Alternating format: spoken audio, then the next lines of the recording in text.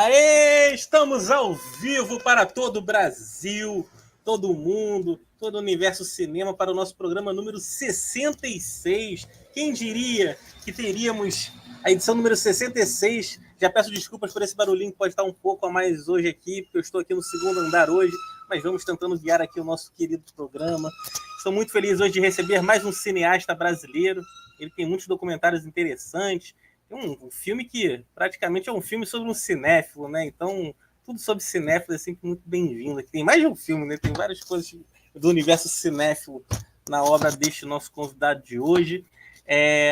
Vai ser muito, muito bacana. Vocês estão vendo ao vivo a gente, podem mandar suas perguntas, suas mensagens, que a gente vai tentando, assim, aos poucos, colocar aqui na nossa tela. Você que está vendo no offline, né? Que não pode estar estudando, está trabalhando, aquela coisa toda, não tem problema. Comentem aqui que depois a gente responde também. E também veja os outros 65 programas, que está sendo uma coisa muito, muito bacana, essa jornada maravilhosa. Eu estou correndo em casa para poder estar aqui presente, para poder receber meus convidados queridos. O Alisson Oliveira já está aí com a gente. Boa noite, Ali. Tudo bem, meu parceiro? Grande crítico de cinema esse, Aurélio. Lá do Cineweb, grande Alisson Oliveira. E vocês sabem tudo das terras paulistas ou paulistanas. Eu nunca sei se é paulistas ou paulistanas, mas vocês entenderam o que eu falei. Vou te apresentar aqui, Aurélia, e a gente começa nosso papo. Vamos lá, então. Cadê a minha pauta de hoje? Está aqui. Nosso convidado de hoje é cineasta, documentarista amazonense. Se tiver alguma coisa errada, Aurélio, você briga comigo depois, tá? Não tem problema, não. Ele iniciou a carreira nos anos 80 e a maioria de suas obras tem um foco na região e nos povos amazônicos. A gente vai falar sobre uma delas, inclusive, aqui. Ele cursou o curso lá no Instituto de Arte e Arquitetura da UNB, lá em 1973, e também a Escola de Artes Cênicas do Parque Lage, aqui no Rio de Janeiro, lá entre 77 e 78. Ele já dirigiu vários filmes premiados, Cineasta da Selva, Que Viva Glauber, Teatro Amazonas, Tudo por Amor ao Cinema, e um dos mais recentes trabalhos dele é Os Segredos de Putumayo, que a gente vai falar bastante aqui também. Já tô vendo que a Tuna Dueck já tá aí, minha querida amiga. Nós temos essa amiga em comum, Aurélia. Ela já está aqui com a gente, querida. Querida a Tuna aí, ó. Grande Tuna Dueck. Querida amiga. Tá vendo? Ela é minha madrinha. Madrinha de casamento. Aí, que beleza. Aurélio, boa noite, cara. Tudo bem com você, parceiro? Tudo bem, tudo bem. Obrigado pelo convite. É um prazer estar aqui conversando sobre aquilo que a gente mais gosta, que é cinema, né? E nesse momento que cada um estava na sua toca, né, com a paranoia do vírus letal circulando pelo planeta, e o cinema não tem nada a ver com isso, apesar do cinema abordar, muitas vezes, aliás, o que mais se tem no cinema é filmes sobre paranoia, né, sobre medo. O cinema, na verdade, é uma ação coletiva, então estar conversando, mesmo que seja virtualmente, isso é um bom sinal para nós tornar realidade a nossa volta presencial. Obrigado pelo convite. Com certeza, é um prazer recebê-lo aqui. Ó, a Tuna já está falando aqui, ó. O cinema e o engajamento político de Aurélio são um exemplo. Grande Tuna Dueck, querida amiga, que saudade da Tuna. O Alisson já fez algumas perguntinhas aqui sobre um dos filmes que a gente vai comentar aqui. Daqui a pouco eu boto todo mundo quer saber do Segredo de Putumayo, cara. Daqui a pouco a gente entra nele. Mas antes, Aurélio, eu quero saber o seguinte. Essa é uma pergunta default, uma pergunta padrão que eu faço para todo mundo aqui. Eu queria saber como é que foi o seu início, né, nesse universo do audiovisual. Todo mundo teve o seu início, né? Então eu quero saber como é que foi o seu início. Eu queria também saber se você sempre teve o apoio da sua família nas suas escolhas profissionais, assim, ligadas ao cinema. Conta pra gente. Olha, eu sou de uma cidade, a minha cidade, Manaus, ela, para a minha geração, que é a geração nascida nos anos 50, Manaus era uma cidade que não tinha 200 mil habitantes. Então, todo mundo praticamente se conhecia, vivia no mesmo espaço, que hoje, lá em Manaus, chamam de Centro Histórico.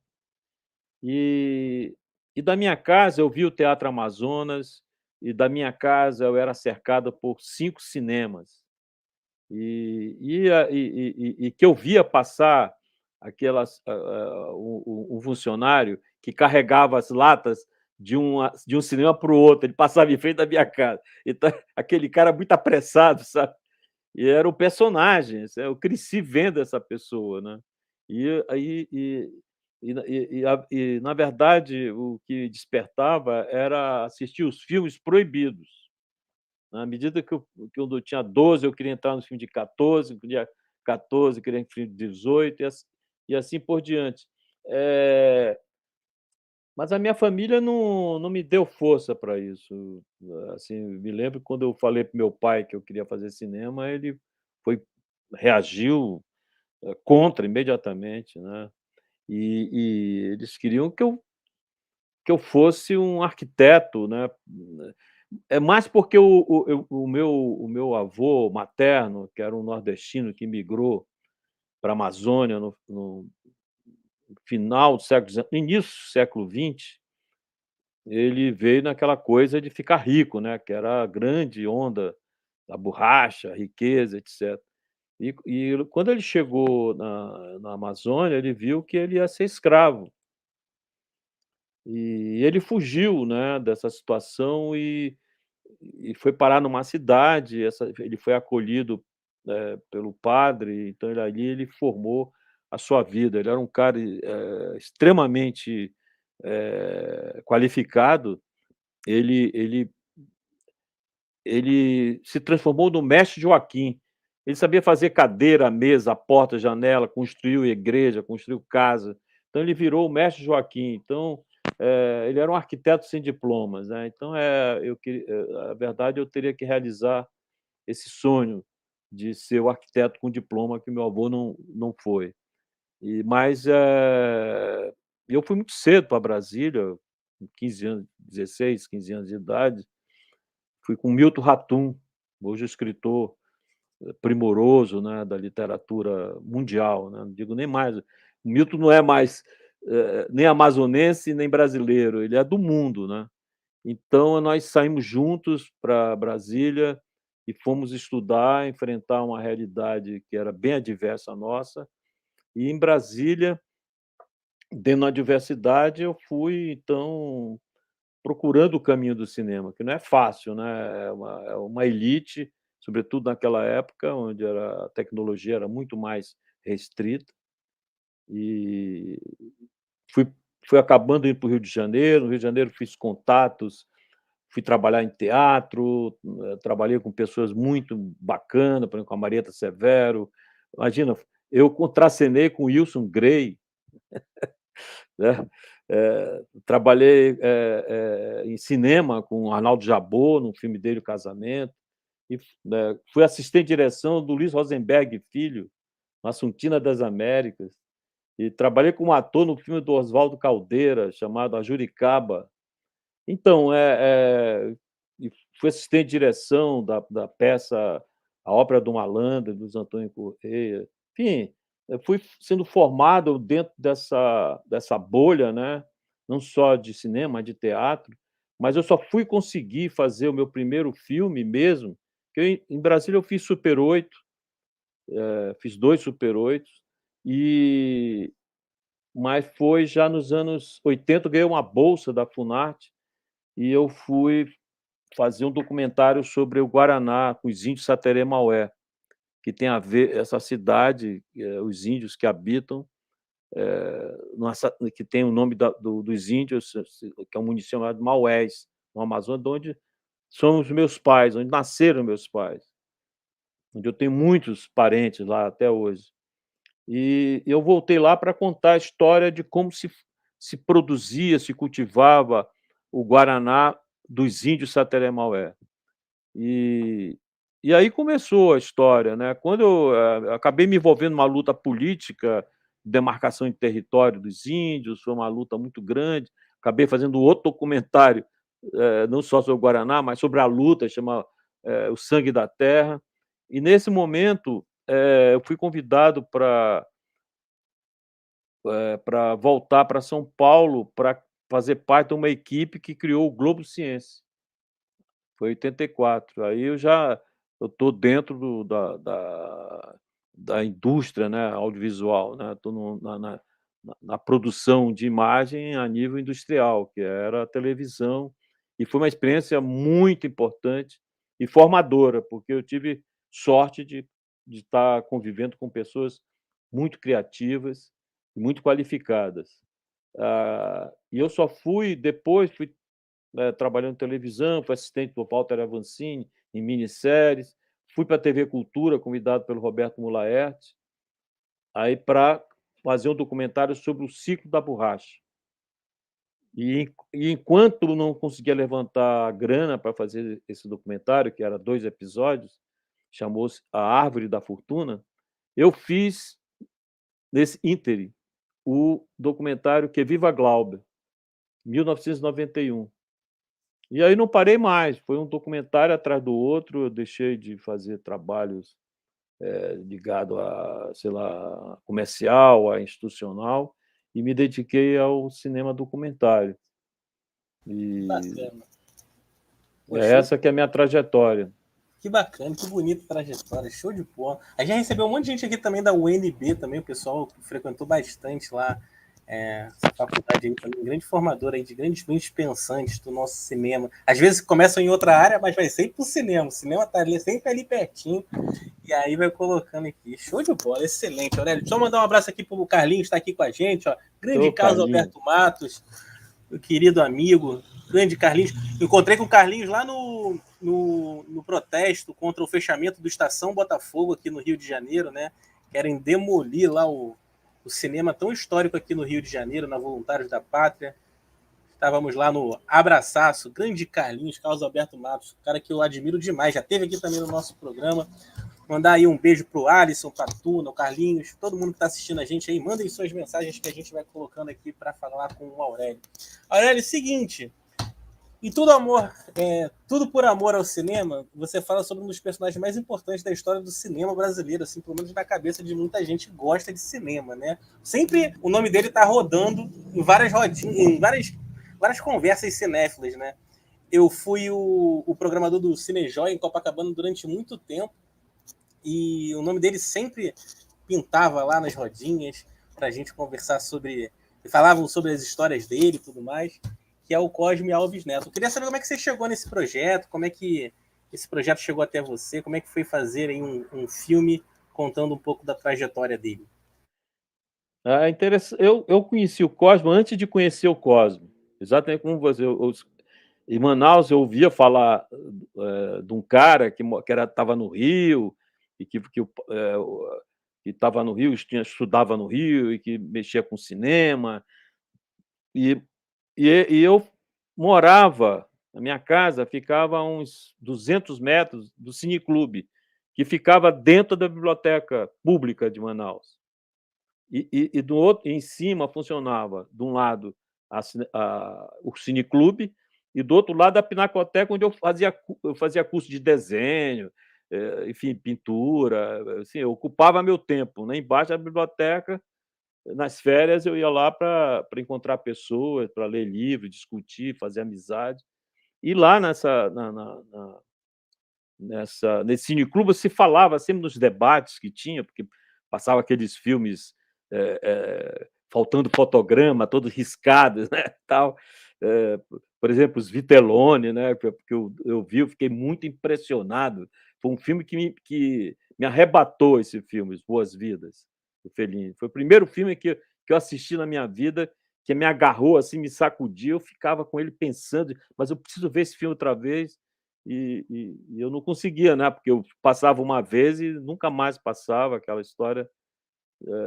Mas foi um filme que me pegou muito. E nos debates falava do Cosme, né? O Cosme era uma pessoa presente, assim. Então eu sabia do Cosme sem nunca saber quem era ele. E também meu pai assinava um dos jornais de Manaus, chamado o Jornal do Comércio, que o pai do Cosme tinha uma coluna aos domingos, chamada Amazônia em Novas Dimensões. E onde ele colocava coisas que me encantavam. Foi uma coisa de formação, porque o pai dele era um intelectual e um empresário também, apesar de ter apoiado o golpe de 64 e tal, mas ele tinha uma visão modernizadora sobre a Amazônia. Ele criticava essa presença excessiva do extrativismo, né? Ele achava que tinha que cuidar melhor da floresta, enfim, ele tinha uma visão bem modernizadora. Bem, esse é o contato que eu tenho com o Cosme. E depois ele sumiu. Quando eu fiz os documentários que eu já tinha falado antes sobre os índios, o Cosme, ele quis me conhecer. Ele ele ligou para mim, ele conseguiu meu telefone, eu estava em Manaus, disse: "Cara, meu camarada, que bom, né, nós temos mais um cineasta amazonense, vamos divulgar isso, o mundo precisa te conhecer, conhecer a sua obra, você não quer passar o seu filme aqui na Cinemateca?". Eu fiquei assim, imagina, puta, o Cosme me ligou, quer que eu passe lá do Rio de Janeiro, meu documentário, e que acabou acontecendo, e a partir daí a gente ficou muito amigo, porque quando ele passava por Manaus, ele dizia: "Aurélio, você não quer ir para Cuba? Vai ter o festival, você com $500 você chega em Cuba e tal, a gente vai para Lima", ele tinha todo e eu nunca fui, né, assim, nesse momento não estava na minha no meu horizonte ir para Cuba, sair de quando eu saí, que eu fui para a TV Cultura e que eu fiz o cineasta o Que Viva Glauber, aí ele me ligou e disse: "Olha, adorei esse documentário, maravilhoso. Pô, que incrível, estou emocionado. Mas olha, é o seguinte, agora que você fez sobre o Glauber, vamos fazer sobre o Silvino Santos. Você tem que fazer um documentário sobre o Silvino Santos". E aí ele ficava mandando material para mim sobre o Silvino, fazendo conexões com pessoa. Aí uma professora do Universidade do Amazonas, a professora Celda Vale, na época fez uma tese de mestrado sobre, o Silvino Santos, e o Corre fez a conexão, né, e tal. E aí começou essa história de fazer o Corre foi o padrinho do filme. Quando eu fui fazer o filme, ele morreu, tanto que o filme é dedicado a ele. E aí fazer o Tudo por Amor ao Cinema, é que eu tentei depois do Cineasta da Selva, fazer um documentário chamado No Quintal da Minha Casa, que era um documentário que um dia talvez eu volte ao projeto, que é o quintal da minha casa era o quintal, é a Amazônia, a floresta, né, onde eu brinquei. A gente ia pra floresta e encontrava coisas incríveis, e eu quero fazer um documentário sobre isso, sobre o meu quintal, o quintal que eu vivi e que agora está sendo invadido e destruído. E mas aí eu estava nesse impasse, meio frustrado de não conseguir, entrava em concurso, não ganhava, passar olha, eu fiz de tudo, ninguém gostou disso aí. Eu não talvez não tenha, sabido escrever o projeto, não sei, sei que não deu certo. Aí eu fui convidado a ser júri naquela jornada da Bahia, do Guido Araújo, e lá encontrei o Thomas Farkas e o Rudá Andrade. Aí eles falaram para mim: "Por que você não faz um documentário sobre o Cosme? O Cosme precisa ser lembrado, as pessoas estão esquecendo do Cosme". Cara, aquilo foi como se fosse um canto de sereia, sabe. Quando eu voltei para São Paulo, eu disse: "Puxa vida, é mesmo, eu vou fazer". Não, assim, o cinema está mudando, sabe, a maneira, a percepção do audiovisual, a maneira de ver as imagens, como ver as fotos, como se capta, tudo isso estava em transformação. Eu digo: "Pô, vou fazer um filme sobre isso", né, porque o Cosme não viu isso e o cinema, a geração dele, tinha o cinema como uma religião, né, deuses, astros, estrelas, né. O cinema era um templo religioso, né, os caras e agora não, o cara chega lá, é tudo banalizado, então essa esculhambação, eu digo: "Vou fazer um filme sobre isso", sobre o corre, mas através disso. E no processo da realização disso, eu fui vendo que esse caminho que eu tinha escolhido ia transformar o documentário numa tese, que não ia interessar para ninguém. Eu tinha que me dedicar mesmo era à vida do Corre, que era por si só, foi quando eu descobri qual era o storyline do filme, né, que eu vi que ele fez dos filmes a história da sua vida. Quando eu vi, veio para mim, na minha imaginação, essa frase, disse: "Pô, não pode ser tese, eu tenho que falar sobre o Corme já é a tese". E aí eu abandonei essa coisa do ainda tem, você assistiu o documentário, você vê aqui e ali, o próprio Carlinhos, no depoimento do Carlinhos, ele fala isso porque eu provoquei essa coisa para ele, e ele reflete sobre essa coisa do cinema, da imagem do cinema. Tanto que o plano sequência, que foi a coisa mais cara do filme, que era sobre isso, sobre as imagens, a linguagem da transformação das plataformas, eu acabei cortando, não usei no filme. Foi a coisa mais cara da produção desse filme. Custou uma fortuna, né, para o orçamento do filme, e eu vi que era preferível manter, focar na história do Cosmo. Isso foi Bacana, tudo por amor ao cinema.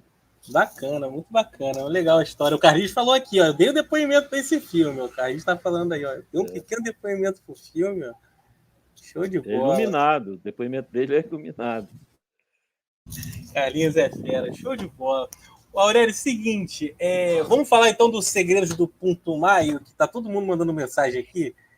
Esse filme que passou aí no Festival É Tudo Verdade, né? O festival, acho que foi em 2020, né? Do É Tudo Foi Verdade. ano passado, Então, aí setembro. tava todo mundo ainda em época de pandemia, então eu acredito que muita gente assistiu, que foi muito legal, né? Ter o festival online, né? Com todo mundo tendo acesso, então foi super bacana. Eu vi muitos debates sobre o seu filme, mas vamos falar aqui um pouquinho dentro da pergunta e a gente tenta responder o pessoal que está fazendo as perguntas. Em Segredos de Putumayo, nós vemos uma investigação feita pelo irlandês Roger Casement, então cônsul britânico no Brasil, né, sobre os assassinatos de 30 mil índios mantidos em regime de escravidão para coletar toneladas de borracha. Então eu queria saber de você uma coisa, Aurélio, como é que foi para você realizar esse projeto? Você que conhece tão bem assim a história, a região, e se você gostou assim do que você leu sobre o seu filme, né? As reflexões que os críticos ou quem gosta colocou na web. Você lê muito sobre as tuas obras, assim, para você também refletir sobre e até dialogar com críticos, cinéfilos. Conta pra gente como é que foi um pouco desse projeto e depois dessa questão também sobre se você lê o que os outros pensam sobre os seus filmes.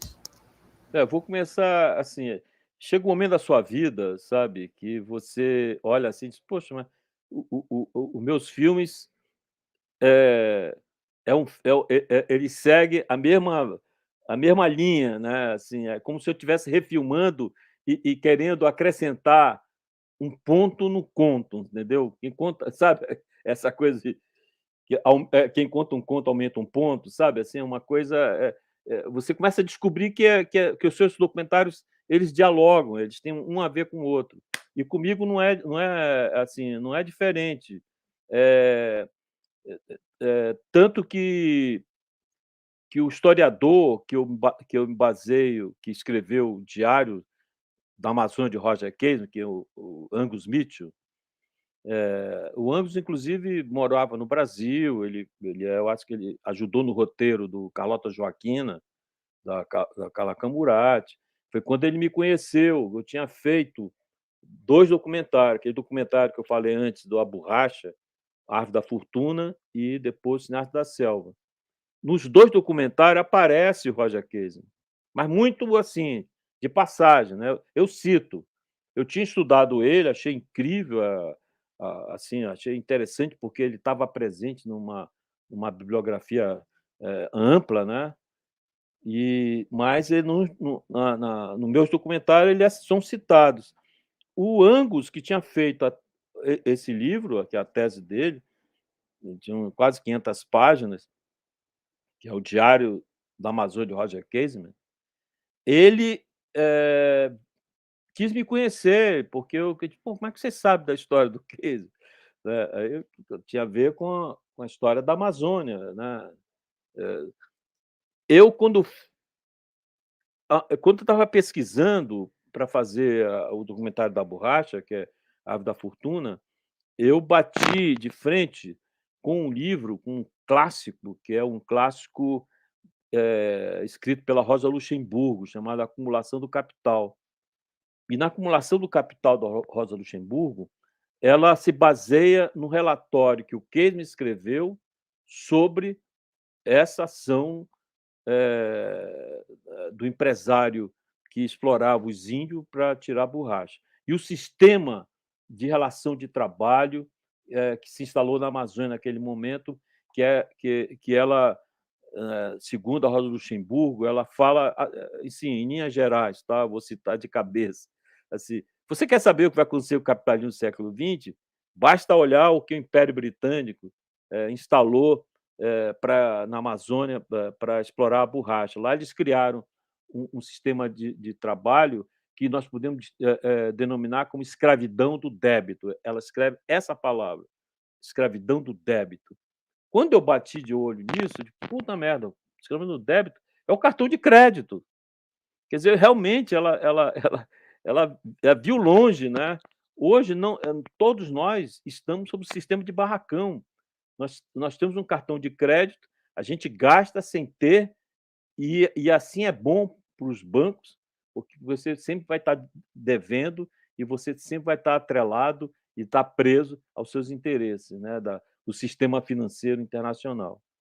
Então, então você vê nos filmes de Hollywood, os caras têm, sei lá, 10 cartões de crédito, né? Os caras vão tirando, pagando, quer dizer, os caras não vai enrolando, é uma dívida interna dos Estados Unidos é uma dívida inapagável, é a maior dívida do mundo, de todos os países do mundo. Quer dizer, todo mundo deve naquele país, né? É um país endividado. Então, a Rosa Luxemburgo, quando eu vi isso eu estou falando de 92, né?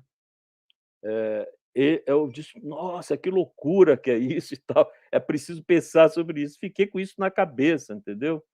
E, e quando eu conversei com o Angus, a gente pensou a mesma coisa. Então, ele num lugar e outro, a gente estava pensando a mesma coisa. E ficou, ele me deu o livro dele, esse livro ficou comigo e tal. Em 2013, 2012, ele foi convidado a fazer um simpósio no Brasil sobre as transações, o comércio transatlântico, né, da borracha. E foi aí, então, que nós nos reencontramos, depois de muito tempo, e ficamos conversando. Ele disse: "Pô, Aurélio, eu sei que você já fez sobre a borracha, mas você não quer fazer sobre o comércio da borracha, do comércio transatlântico da borracha e tal". E não pensamos no diário, entendeu? Pensamos em fazer sobre a borracha no sentido internacional, porque a borracha ainda hoje é o commodity mais importante depois do petróleo, por mais que as pessoas não pensem, né? O mundo consome tipo 13 milhões de toneladas de borracha,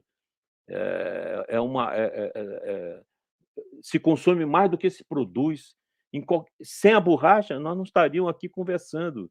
Cada pecinha aqui do notebook, do computador, da eletricidade, tem borracha, né? E aí fala, mas é artificial. Não, mas nem tudo a borracha superficial, artificial, ela funciona.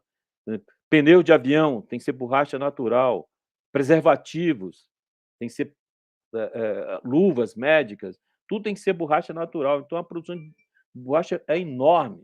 E o Brasil perdeu totalmente o protagonismo, hoje é praticamente zero dentro da escala mundial. Né? Hoje a borracha é produzida no Sudeste Asiático, ou um pouco na África. Enfim, o que acontece? Aí resolvemos nessa coisa, a coisa foi amadurecendo, e quando eu vi, eu descobri que o Roger Casey era um personagem interessantíssimo e muito injustiçado, né? Ele tinha denunciado uma violência na África contra do rei Leopoldo no Congo e tinha denunciado na Amazônia, quer dizer, ele era um cara que tinha agido na África, na América do Sul e na Europa, porque ele foi um dos líderes para fazer a primeira rebelião contra o Império Britânico dos irlandeses, em 1916. E foi preso e condenado à morte pela forca como traidor do Império Britânico. Ele era um funcionário altíssimo nível, ele era era amigo do rei. O cara abriu mão disso para se engajar na luta armada, sabe, tipo Marighella, e entrou na luta armada e com isso ele foi condenado à morte por traição. E até hoje eles não engoliram ele. Então eu achei que ele era um personagem interessante, sabe? Porque o processo dele na Amazônia, ele convivendo com os índios, ele acelerou a descoberta dele como irlandês. porque o irlandês é um Hellis irlandês, se você está entendendo? Os britânicos desprezavam os irlandeses. Os irlandeses eram os índios dos britânicos.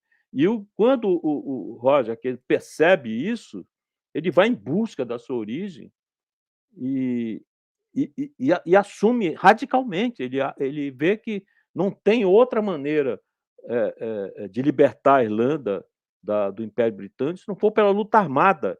Ele vai na Alemanha, compra arma, entra no submarino e desembarca na costa da Irlanda, mas por traição, que tinha um cara infiltrado, como sempre, né?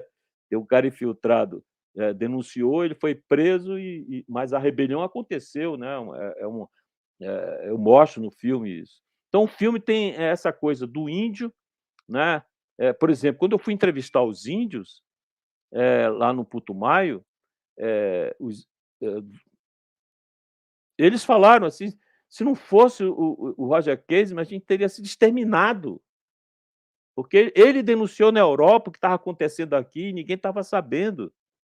Então tem essa coisa, aí vem o lugar da fala, mas ele é europeu, branco, né, tal. Mas ele é um europeu branco que optou do lado dos índios, né? Essa, essa coisa dúbia, né? Até quando eu fui na Irlanda e visitar um museu, vi a coleção que ele fez de borboletas, que ele coletou na Amazônia e está até hoje lá. Né? Aí eu pensei, puxa, ele era uma borboleta, né? Ele era uma lagarta que se transforma, né, numa borboleta para ficar livre, né?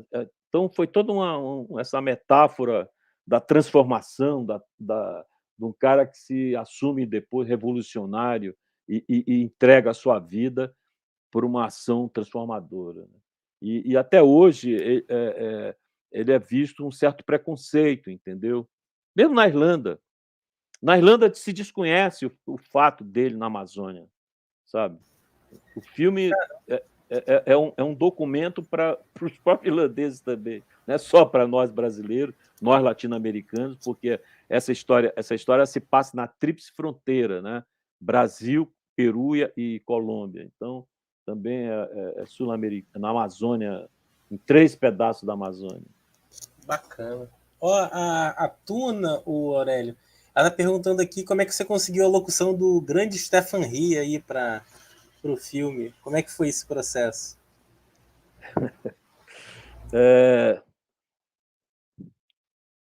Através de pessoas, amigos, né? Eu mandei para ele um teaser de 8 minutos do filme e ele se encantou. Ele é um cara engajado, né? Ele é um cara extremamente engajado na luta dos irlandeses. Ele é da Irlanda do Norte. Aliás, dia 19 começa o festival de Foley, que é uma cidadezinha linda que tem na Irlanda do Norte, e vai passar a abertura com Segredo do Putumayo. E na abertura o Steve está lá me representando o filme, Pô, e que vai legal. falar, né? Vai falar sobre junto com o Angus Mitchell também vai estar por lá. Ele é um cara muito, muito engajado, um cara assim.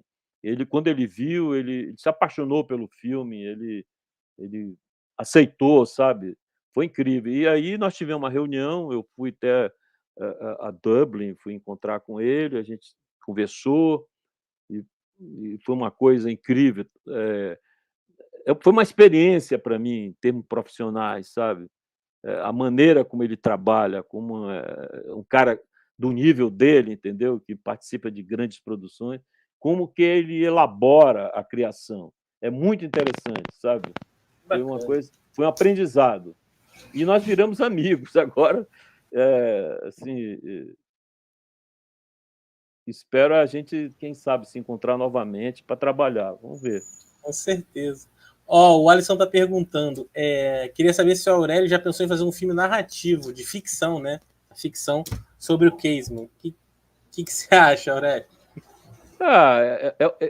Essa é a parte. A ficção sempre toda vez que você vai fazer ficção, os valores de produção aumentam exponencialmente. E aí você tem que ter uma estrutura para alcançar, né, esses valores, para você fazer um trabalho de qualidade.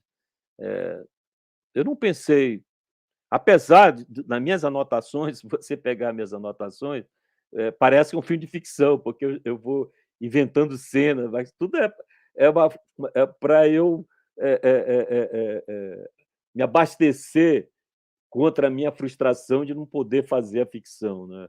Mas um dia desse eu li que Hollywood vai fazer, né, a a história do Roger Casey. Que bacana, não sabia não. É, Que bacana, show de bola. Olha só, a Tuna tá falando aqui, ó, ela também ia perguntar sobre o Segredo de Putumayo, que é um filme corajoso, uma aula de história indispensável.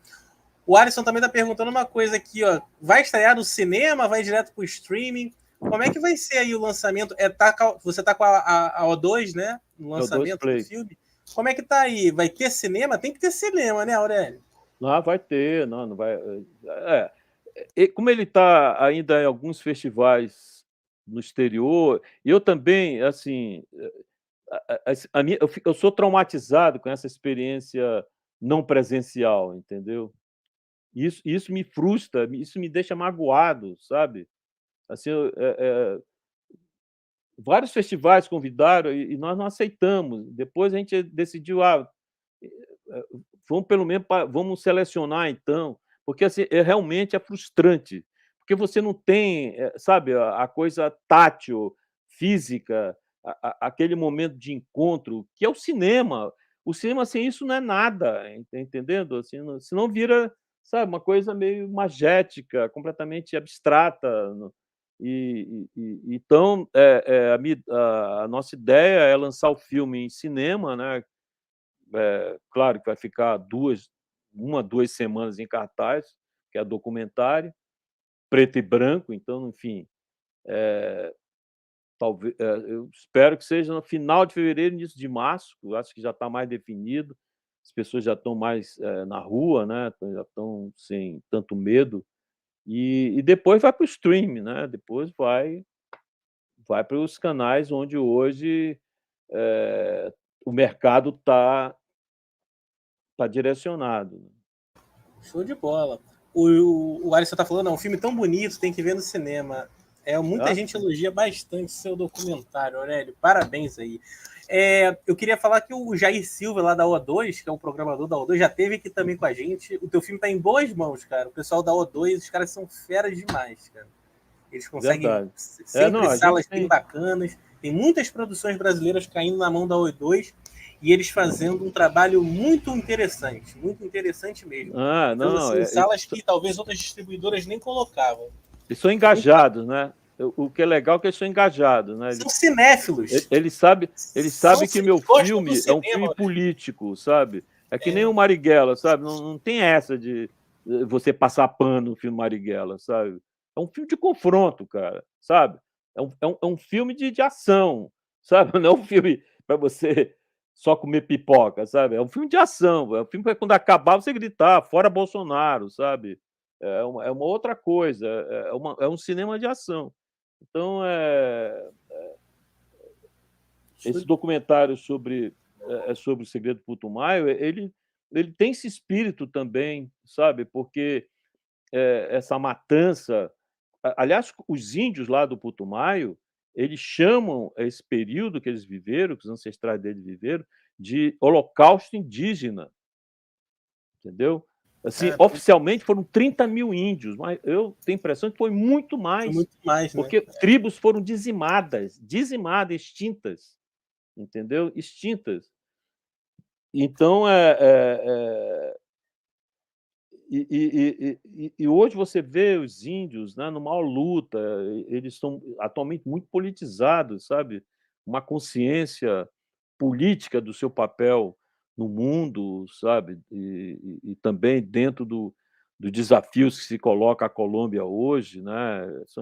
Eu fiquei muito satisfeito de conhecê-los, sabe? Aliás, nós estamos empenhados de ano que vem também fazer uma sessão lá em La Chorreira, que é um lugar logisticamente complicado para chegar, mas que eu prometi e vou fazer essa projeção para eles, lá no La Chorreira. Eu tenho. Agora, participou do Festival do Putumayo, que é na região, mas não Sim. na La Chorreira.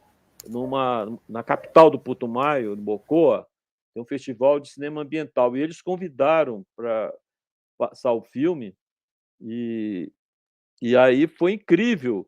Você acredita que um líder, um xamã, segundo ele, tem 104 anos, ele, no final da minha live, ele veio conversar, pediu para a palavra e falou assim: "Olha, eu antes, os jovens conheciam essa história somente pela boca dos antigos. Agora eles vão poder ver com os olhos, com os próprios olhos. O seu filme vai ser os olhos que nós estávamos precisando". Fiquei muito Bonito. Caramba. emocionado. Essa relação da história oral com o audiovisual, sabe? Achei essa relação que ele fez foi incrível, cara. Show de bola. Eu tenho um grande amigo colombiano. Depois, se você quiser, eu até passo um contato. Ele conhece muita gente também, para ver se esse filme navega mais aí pelos outros lugares. É o Juan Zapata, um grande cineasta colombiano, amigo meu. Ele já esteve aqui também no programa. Depois eu te passo o contato Legal. dele. Tá bom, Que aí obrigado. pode ser bacana. Vocês podem. Ele conhece muita gente lá, podem trocar contato. Pode ser bem bacana. Aí pro filme ter uma estrada maior aí. Os países vizinhos, né? Não só na Colômbia, mas em o filme já passou no Peru, já teve no festival lá de Lima. Show de bola. Olha só, o Aurélio, tá me ouvindo? Tô ouvindo. Show. É que eu dei uma caidinha aqui, mas eu voltei rapidamente. Seguinte, agora a gente vai passar para a segunda parte do nosso programa. A gente já tem 42 minutos, temos mais 18 minutinhos aí. E é o seguinte, eu queria saber de você uma coisa. Agora um pouco mais sobre mercado, sobre o que você pensa sobre algumas questões do mundo dos cinéfilos e etc e tal. Seguinte, eu queria saber de você uma coisa. Você acha que os críticos de cinema, com suas notas, textos, né, balãozinhos, raiozinhos, bonequinhos e etc e tal, eles realmente influenciam a ida ou não do espectador para o cinema? O que você acha? É relativo isso, né? Eu tenho a impressão que, por exemplo, documentário, quem vai para ver filme documentário é um público muito específico, muito especial, muito interessado, uma cabeça feita, entendeu? Que está direcionada a assistir documentários, né? Então, assim, agora, claro, se o cara põe, no filme, sobretudo agora, com o negócio de emojis, de TikTok, dessas coisas, colocar uma mão ou um cara com a cara zangada, a pessoa ela vai ser influenciada, né, porque a linguagem hoje é essa, ela é imediata, ela é pequena, né, ela sei lá, é um frame, né, mas a crítica, ela tem um papel, né, muito importante, né, não só para o cinema, para qualquer teatro, para ópera, para música, né. Você vê que, sabe, agora você tem que fazer tem que ter o trabalho, né, agora o trabalho precisa de grana. Se você não tiver dinheiro também você não então você conta por exemplo, o meu filme vai contar com você, entendeu, com uma coisa espontânea, porque a nossa produção não vai ter condições de bancar, essa batalha de exposição, né. A gente Eu vai acho que até os contar com próprios a cinemas, né, Aurélio? Os próprios cinemas que assim, pegam o filme, né? Eu como programador, sempre pensava: caramba, se eu tô pegando um documentário, qualquer filme que seja, eu tenho que cuidar daquele filme e também ajudar a distribuidora ou o produtor independente, o diretor independente, a fazer com que aquele filme chegue, né? De alguma forma no imaginário do público, né? Se eu tô marcando o filme, eu quero que o filme dê certo. Lá no Joia, a gente passou vários documentários que ficaram com salas lotadas, cara. É tudo também um é. engajamento do próprio mercado exibidor, né? é que, infelizmente, tem algumas salas de cinema que só ficam pensando no negócio de cota de tela, tem que botar filme nacional, não sei o quê, e acaba não trabalhando direito determinados filmes. Seja ele documentário ou não. Mas eu concordo com você, o documentário, às vezes, tem uma distância, tal, já tem o seu público e tal. Mas tem muita gente que quer conhecer sobre o tema também, né? Às vezes não está muito próximo do documentário, mas está próximo do tema, né? Então, tem muitos cinemas interessantes, próximos de faculdades também, né? Que estudam ou refletem também sobre os assuntos que seriam. Por isso que é importante você estar com uma distribuidora bem bacana como a O2. Eles vão saber colocar o seu filme Não, em cinemas corretos. as Fazem esse nossas trabalho. conversas sempre são promissoras, sabe? E eles são muito pé no chão, né? Eles sempre te põem no chão. Você começa a voar e você não é bem assim, não. Vamos olhar direito a paisagem, né? Show de... Isso Se é o bom. Cinejoia existisse, o teu documentário entraria com certeza. E ainda te Sim. botar no telão lá para você ficar falando, debatendo ainda várias sessões com o pessoal. Não, Que a gente fazia isso direto, era muito divertido. essa rede de exibição independente e cineclubista, elas são importantíssimas, muito importantes, entendeu? Isso aí, para documentário, eu, por exemplo, fui formado, eu assisti documentários nessa rede, no cineclube, não passava no cinema, né? Então, passava na universidade, no cineclube da universidade, então ela é importante, super importante. Com certeza. Aurélio, seguinte, a gente sabe que os lucros das salas de cinema vêm do milho, né? Que o milho é muito barato, o pessoal compra aqueles sacões enormes, coloca aqueles preços exorbitantes nos combos de pipoca, o que acaba encarecendo bastante, pelo menos essa é a minha opinião. Mas eu queria saber de você, como espectador, Aurélio. O cinema no Brasil hoje é caro? É caro brasileiro ir ao cinema ver um filme hoje? Caríssimo. Ele é quase assim, mesmo atualmente, com a inflação que está comendo o salário do funcionário, enfim, da classe média que frequentaria o cinema, é quase impossível. Você vai para o cinema, você vai gastar o quê? Dependendo do teu movimento, é 300 paus, no mínimo, né? Porque se Você vai você com for alguém, jantar, tem um monte de coisa. se você sair aquela saída do cinema para sentar no bar e discutir sobre o filme, aí vai para 500 pau, aí dançou, né? Aí é impossível, aí você não vai, você não tem, né? Aí você não vai. Mas o cinema ainda está muito caro. Realmente, você sabe que o Tudo por Amor ao Cinema começava exatamente com o depoimento do presidente do Cinemark, mas ele, na hora, ele fraquejou, porque eu fui num evento que ele começava dizendo o seguinte: bem, claro, vocês estão achando que o meu negócio é cinema, né? Cinemark, é cinema. Mas vou dizer uma coisa para você: o meu negócio é milho. Eu compro 3.000 toneladas de milho e é isso que eu ganho dinheiro. Então, assim, aí eu quando eu fui gravar com ele achava que eu ia falar. Não, isso eu não vou falar. Falei lá, fechado. Eu não posso falar isso. E era isso que a história do Cosme começaria aí, entendeu? Eu não tive essa fala dele. Essa questão do milho é sempre complexo. Já vi vários debates, mas para mim é bem lógico até, né? É óbvio que eles ganham dinheiro no milho e o cinema, infelizmente, para alguns multiplex principalmente, é um mero detalhe, né? Infelizmente.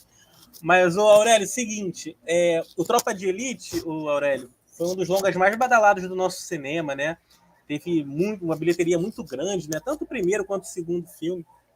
E, inclusive, o Tropa 1 ganhou o prêmio lá em Berlim, né? O Urso de Berlim, que é um prêmio grande aí do universo cinematográfico, das mãos do Costa Gravas, que é um diretor, nós cinéfilos O conhecemos presidente do muito bem o júri, né? Costa Gravas, que é ligado muito aos direitos humanos, né? Vários filmes dele têm a questão dos direitos humanos colocado bem forte nos filmes dele.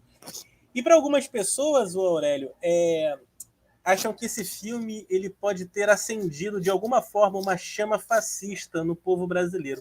Mas eu queria saber de você uma coisa. Eu queria saber de você se o cinema tem o poder de influenciar o espectador para ideologias políticas. Você acha que sim? Eu acho, claro.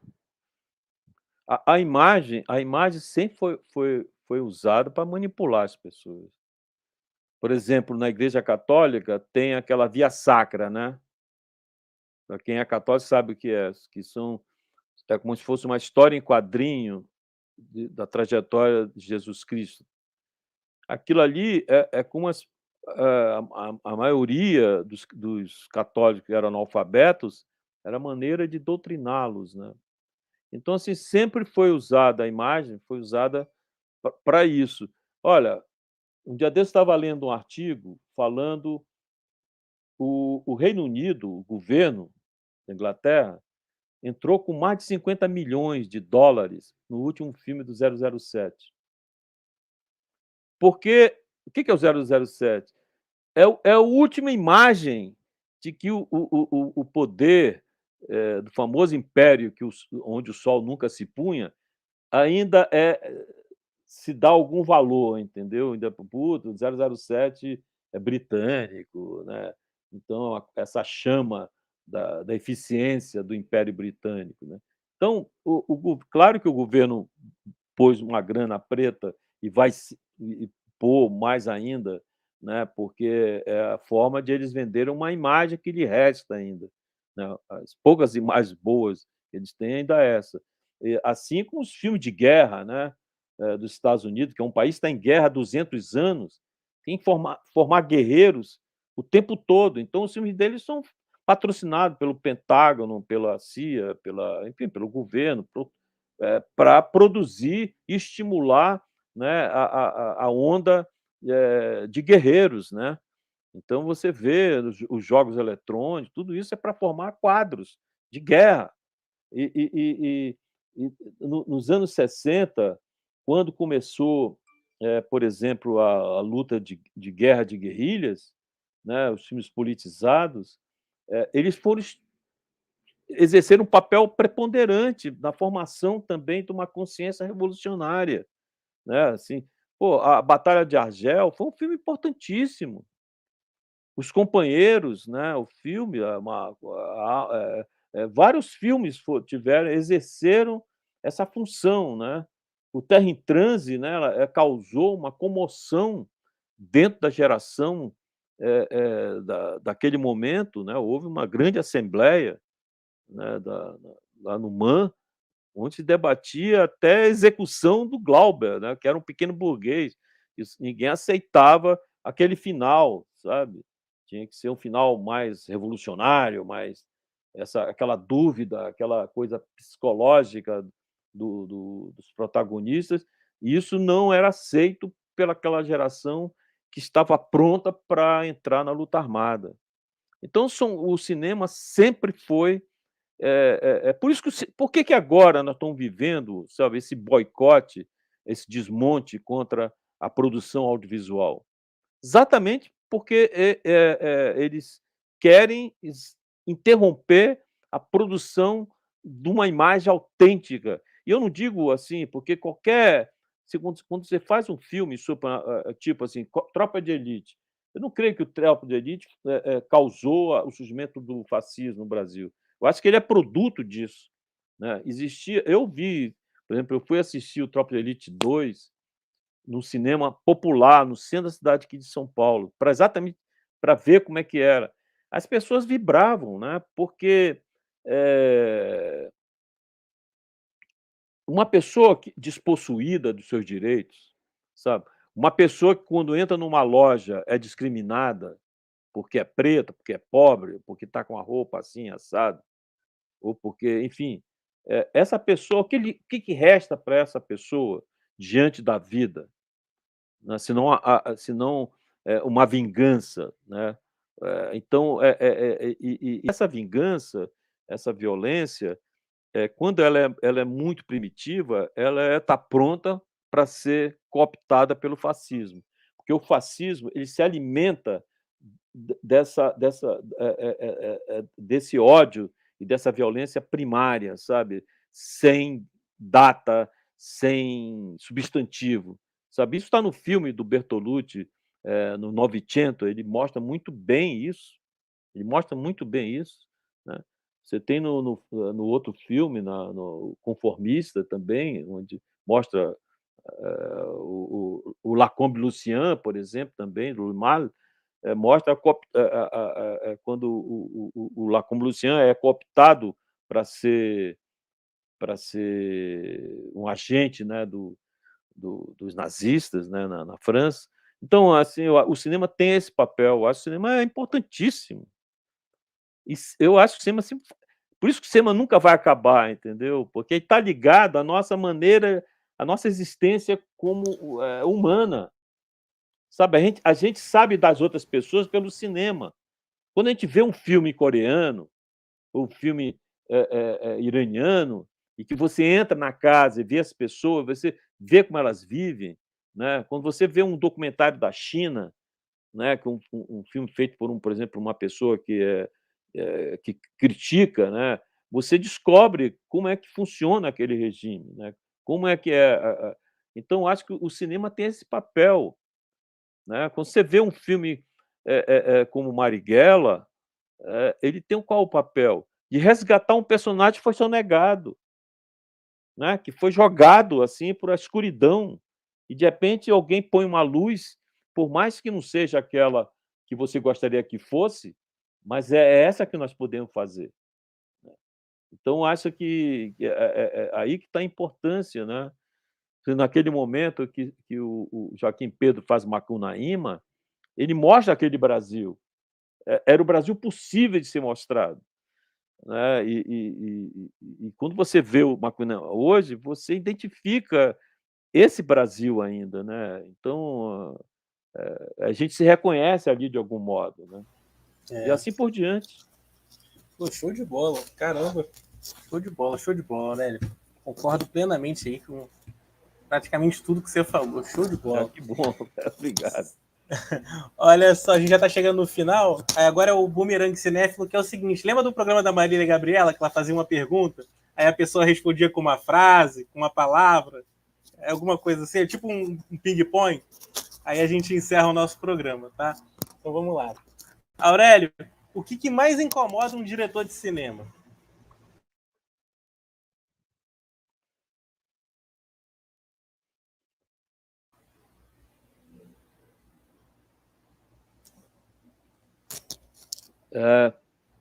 Não ter, o que mais incomoda o diretor de cinema é não poder fazer aquilo que você gostaria de fazer.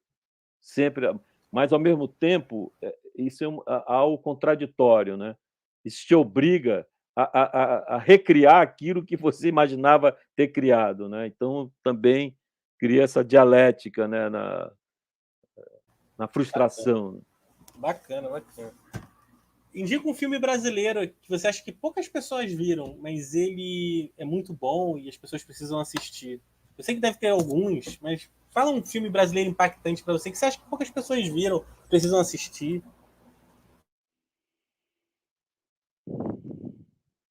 Tem muitos filmes brasileiros assim, que eu adoro. Eu não sei como é que eu vou te falar isso. Olha, tem um filme brasileiro que é um filme assim que eu assisti. Meus pais falavam dele e depois, já como estudante, fui conseguir assistir, e eu acho que é muito incrível esse filme, que chama-se O Homem do Sputnik, que é um filme do Carlos Manga, com Oscarito e Zezé Macedo, e que mostra a Guerra Fria, um olhar brasileiro sobre a Guerra Fria, muito, muito interessante. Esse filme precisa ser analisado, sabe? E divertido, né? Assim, eu acho interessante. Show de bola.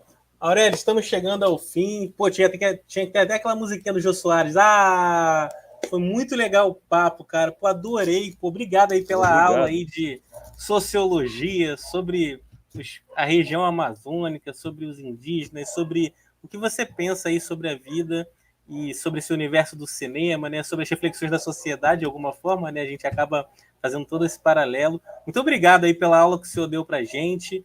Quero muito agradecer aí a sua presença. Ó, o Alisson tá falando aqui, foi ótimo. O pessoal que tá aí com a gente até agora, o Alisson, o Carlinhos esteve aqui com a gente, a Rafa, até minha namorada tá vendo a gente, seu Aurélio. Até a Rafa, ela é minha namorada. Um beijo, Rafa, para você. Muito obrigado, Aurélio, por ter disponibilizado um tempinho pra gente. Obrigado mesmo, de coração. Obrigado você por essa oportunidade desse diálogo. Acho bacana isso. Espero que continue, que o teu programa continue. Pô, muito obrigado aí. Vamos lá, vamos rumo ao 67 semana que vem. Ó, a Tuna tá falando, antropólogo do cinema aí, ó. Show de bola, ótima maneira pra gente fechar. Então foi isso, pessoal. Ó, um beijo aqui para você também, querida. Tá mandando um beijo pra gente. Um beijo para você. Obrigado, Tuna. Obrigado, Rafael. Pessoal, semana que vem, então, a gente está aqui de volta. Vamos entrevistar o Igor Nolasco. Vai ser muito, muito, muito, muito divertido. O Carlinhos está mandando aí. Voltei a tempo de ver a despedida. Um beijo para você, Carlinhos. Grande Carlinhos. Esse cara é muito nota 1000.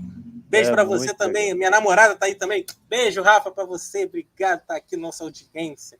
Pessoal, semana que vem a gente está aqui de volta às 7h30 da noite com o Igor Nolasco. E eu vou divulgando aí ao longo das semanas os próximos convidados. Aurélio, fica com Deus. Beijo. Muito obrigado. Viva o cinema. Obrigado. Viva o cinema. Valeu, galera. Valeu, Aurélio. Abraço.